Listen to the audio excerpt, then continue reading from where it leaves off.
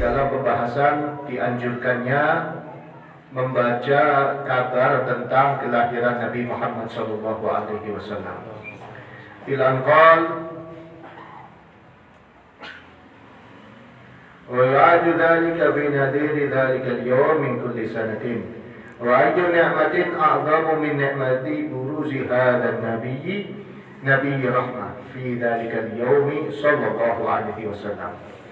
وسبقه لنحو هذا الحفيظ ابن رجب الحنبلي رحمه الله تعالى فقال إن النعمة تمت بإرسال نبينا محمد صلى الله عليه وسلم المحصل لسعادة الدارين فصيام يوم تجددت فيه النعمة حسن جميل. Pembahasan kita masih tentang anjuran membaca maulid. Pada pertemuan kita yang lalu kita bersama-sama membahas tentang orang mensyukuri nikmat dengan berbagai macam ibadah itu adalah sesuatu yang baik. Contoh kemarin ada orang berhasil misalkan bisa beli mobil dan mobil itu manfaat untuk dunia akhiratnya, untuk usahanya, untuk keluarganya, untuk silaturahminya, untuk menghadiri majelisnya. Dia mengidam-idamkan mobil sampai dia berhasil beli mobil. Kemudian hari di mana dia berhasil beli mobil, hari tersebut dijadikan walimah, dijadikan peringatan. Baik apa tidak? Baik, karena dia sedang mengekspresikan, sedang mengungkapkan rasa syukurnya kepada Allah Subhanahu wa Ta'ala. Ada orang berhasil menyelesaikan pembangunan rumahnya. Kemudian hari di mana dia berhasil menyelesaikan pembangunan rumahnya, dia bikin syukuran. Baik. Karena apa? Itu semacam ungkapan syukur kepada Allah Subhanahu wa Ta'ala. Atau di hari dia berhasil beli mobil, di hari dia berhasil menyelesaikan bangunan rumahnya, dia puasai hari itunya. Puasa kan termasuk dari rangkaian ibadah yang dianjurkan oleh Rasulullah Shallallahu Alaihi Wasallam. Kenapa puasa hari Sabtu? Apa tujuannya?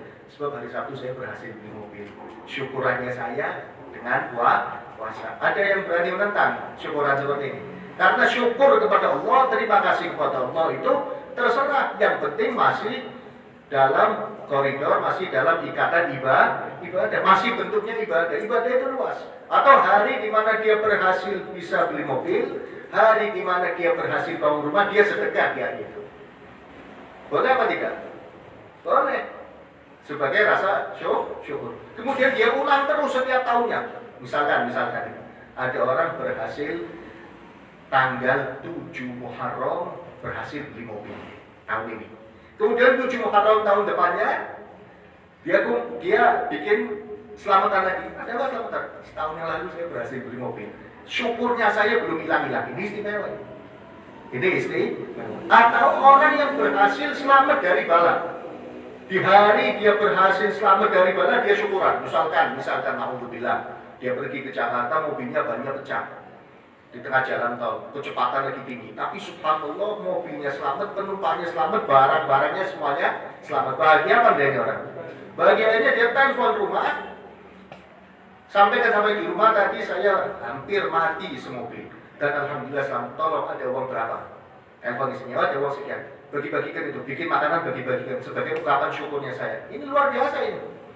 Ini istimewa. Sampai ada satu ulama. Kejadiannya di Indonesia. Kalau disebutkan namanya antum semuanya kenal. Di pedalaman Kalimantan Selatan, lagi melakukan perjalanan dakwah, naik speed. Di tengah jalan, speed itu kan bawahnya ada baling-balingnya yang bisa bikin jalannya speed. Macet itu baling-balingnya. Jadi terombang-ambing ini di tengah laut lepas pakai speed. Wah ini orang alim ini sudah tawakal pasrah sama Allah. Akhirnya operator speednya ini, supirnya ini, dia nyemplung ke laut, dilihat baling-balingnya ternyata terikat sobekan kayu. Jadi ada kain sobek mungkin jatuh di laut atau bagaimana, terhanyut, ngikat di situ. Diambil itu ikatannya, dijalankan lagi speednya normal lagi. Akhirnya hari itu dia langsung telepon istrinya.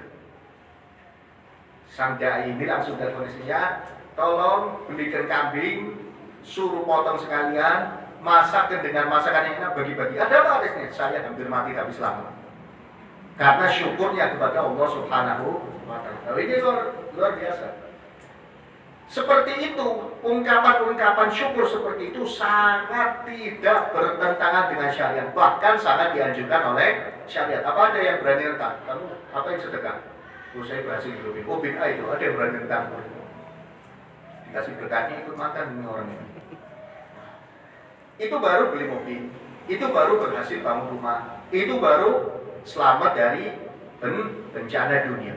Nah, munculnya Nabi kita Muhammad SAW adalah nikmat yang paling utama. Munculnya Nabi Muhammad SAW adalah penyelamat paling utama dari bencana dunia akhirat. Masa gak patut kita syukuri? Masa gak boleh kita rayakan kemunculannya? Masa gak boleh kita peringati kelahirannya? Kita memperingati kelahirannya, kita menghormati kelahirannya, mengikuti ulama. Lah ulama melakukan itu bukan karena menduakan Allah Subhanahu wa Ta'ala, bukan. Justru karena syukur kepada Allah telah diberi karunia berupa lahirnya Nabi Muhammad Sallallahu Alaihi Wasallam. Bukan menduakan, justru syukur kepada Allah karena diberi nikmat Nabi Muhammad. Seandainya Allah nggak ngasih kita nikmat Nabi Muhammad, kita ini Masya Allah jadi apa gitu? Kita diciptakan aja karena Nabi Muhammad Sallallahu Alaihi Wasallam. Alam semesta ini semuanya diciptakan karena Nabi Muhammad. Laulaka ma khalaqtu hadhihi al-aflak. Kalau bukan karena engkau, tidak aku ciptakan alam semesta ini. Jadi alam semesta ini Allah hadiahkan semuanya kepada Nabi Muhammad SAW. Yang menciptakan Allah, diberikan semuanya oleh Allah kepada Nabi Muhammad. Terserah. Sampai ketika Nabi Muhammad tertindas, sering malaikat datang, ya Rasulullah, seandainya gunung satu Mekah ini aku jadikan emas semua, dan untukmu ini gunung ini. Sekarang kau bilang iya, sekarang juga gunung-gunung yang ada di Mekah ini jadi emas dahulu. Kata Nabi Muhammad enggak. Ketika Nabi Muhammad dizalimi, malaikat datang, ya Rasulullah, seandainya manusia semuanya ini dibinasakan, bukan hanya yang zalim kepadamu, semuanya dibinasakan. Engkau bilang iya, sekarang binasa semuanya manusia. Kenapa? Nabi Muhammad mengatakan, arju ayyakuna man ba'dahu ya'budullah ta'ala. Aku hanya mengharap orang yang setelahnya atau dianya menyembah Allah Subhanahu wa ta'ala. Arju ayyakuna huwa wa man ba'dahu ya'budullah ta'ala. Itu jawaban Nabi Muhammad SAW. Sampai ini sedikit keluar ke bahasa. Ada satu hakim, satu qadhi. Satu qadhi ini didatangi dua orang yang berseteru. Satunya keturunan Rasulullah, satunya bukan keturunan Rasulullah. Berseteru tentang masalah tanah. Kata yang bukan keturunan Rasulullah, wahai hakim, ini tanahku. Kata yang zuriyatun Nabi, enggak, ini tanah. Setelah ditampung semua pembicaraannya dan saksi-saksi semua didatangkan, menurut hukum syariat, yang menang ini yang bukan keturunan Rasul, yang menang ini yang bukan keturunan Rasul, tapi yang dimenangkan ini keturunan Rasulullah. Tidak terima ini orang. Wah hakim, engkau ini hukum apa? Ini jelas ini milikku, saksi banyak. Enggak. Hukum apa? Hukum hadis yang mengatakan kalau bukan karena engkau, alam semesta ini tidak diciptakan. Ini kan keturunannya. Berarti itu udah wafat, sekarang ahli warisnya. Tidak terima orang kata hakim, nanti dulu. Udah ini yang sudah Rasul biar pulang bawa tanahnya. Ini luar biasa. Tetap bukan zalim, tetap bukan. Kamu harga tanahnya berapa? Pasarannya sekian. Ini saya ganti 3 kali lipat. Yang penting itu jangan dituntut. Itu seperti itu. Kalau kita kembali kepada, nah kita tidak perlu jauh-jauh seperti itu. Rasulullahnya kita hormati kelahirannya. Rasulullahnya kita agungkan kelahirannya.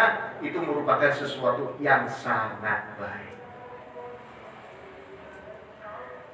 Wasaqahu li nahwi hadza, dan mendahului tentang ini Al-Hafidz Ibnu Rajab Al-Hambali. Sebelum Ibn Hajar membahas tentang hukum maulid, Al-Imam Ibn Rajab telah lebih dahulu membahas hukum tentang maulid.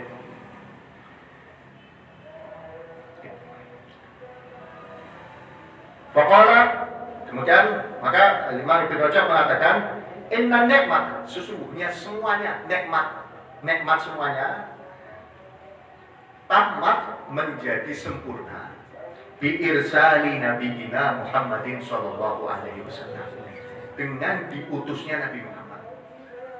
Kalau tidak diutus Nabi Muhammad ini nikmat nggak jadi nikmat semuanya. Buat apa punya uang miliaran tapi tidak kenal Nabi Muhammad? Naudzubillah. Buat apa hartanya numpuk tapi nggak jadi umat Nabi Muhammad? Celaka dunia akhirat. Kenapa? Kesempurnaan nikmat ini dengan diutusnya Nabi Muhammad. Berarti kalau Nabi Muhammad tidak diutus, nikmat ini nggak sempurna, bahkan nggak dianggap nikmat lagi. Sebab al-muhassil li sa'adatid darain. Karena diutusnya Nabi Muhammad, al-muhassil yang menghasilkan li sa'adatid darain, untuk kebahagiaan dua tempat, dunia dan akhirat. Tidak ada kebahagiaan bisa diraih tanpa melewati Nabi Muhammad. Tidak mungkin kita bisa bahagia tanpa adanya Nabi Muhammad dalam kehidupan kita. Sebaliknya, tidak mungkin kita sengsara dengan adanya Nabi Muhammad di dalam kehidupan